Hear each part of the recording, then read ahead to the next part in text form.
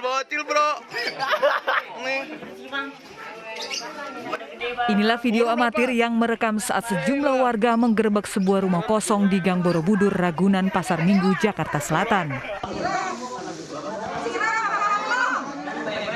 Dalam penggerebekan tersebut terdapat beberapa bocah, bahkan ada yang berusia 9 tahun, 2 diantaranya wanita. Warga juga menemukan beberapa botol miras yang diduga akan digunakan pesta.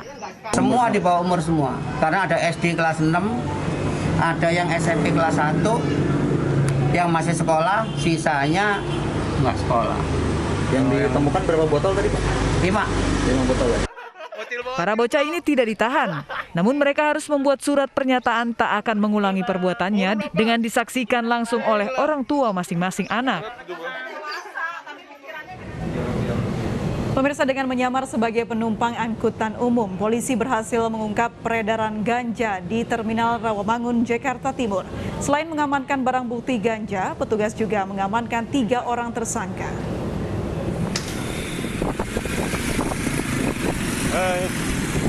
Inilah video amatir yang berhasil direkam warga. Dalam video tersebut terungkap sopir angkot sedang memakai ganja sambil menunggu penumpang. Berkat laporan warga, polisi berhasil mengungkap peredaran ganja di Terminal Bus Rawamangun, Jakarta Timur.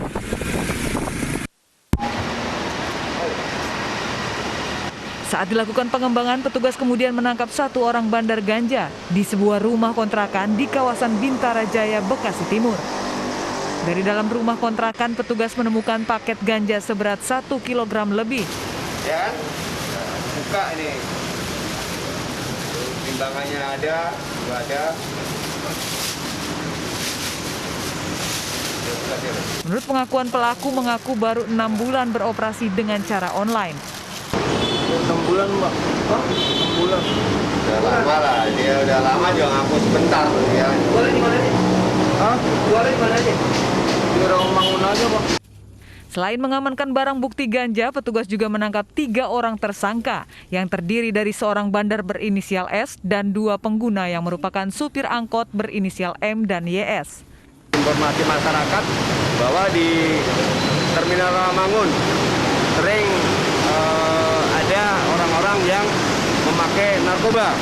Kita tindak lanjutin, kita cek ke sana, ternyata kita mendapatkan ada 3 orang yang sedang memakai narkoba jenis ganja di dalam angkot. Para tersangka terancam pasal 111 Undang-Undang Nomor 35 Tahun 2009 tentang narkotika dengan ancaman hukuman paling lama 12 tahun penjara.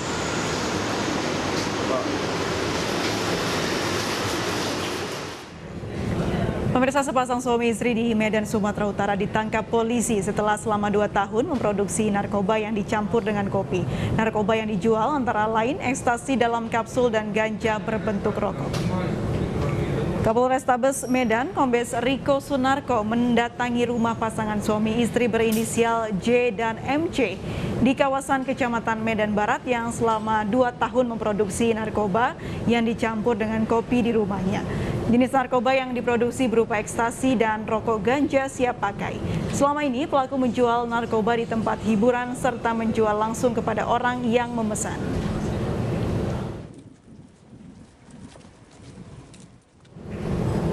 Seorang pemuda di Bantul, Yogyakarta tega melakukan kekerasan kepada tetangganya sendiri hingga tewas.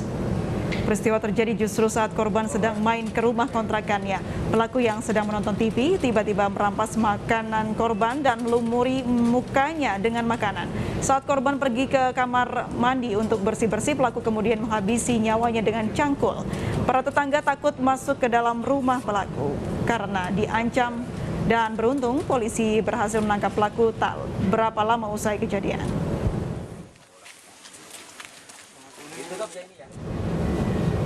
Baik, kita sudah terhubung dengan Trisna Purwoko dari Bantul, Yogyakarta. Ya Trisna, seperti apa informasi terkini dari kasus ini yang bisa dihimpun?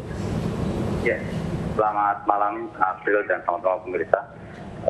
Dapat kami sampaikan bahwa perkembangan kasus ini sudah ditangani oleh jajaran kepolisian Reskrim Polres Bantul termasuk mengumpulkan saksi dan barang bukti serta mengundang saksi ahli berupa ahli kesehatan dan dari ahli bahasa.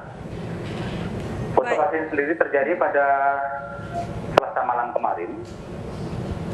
Saat itu tersangka Nur Hadi Wijaya yang merupakan mantan pasien dari rumah sakit jiwa bertamu ke rumah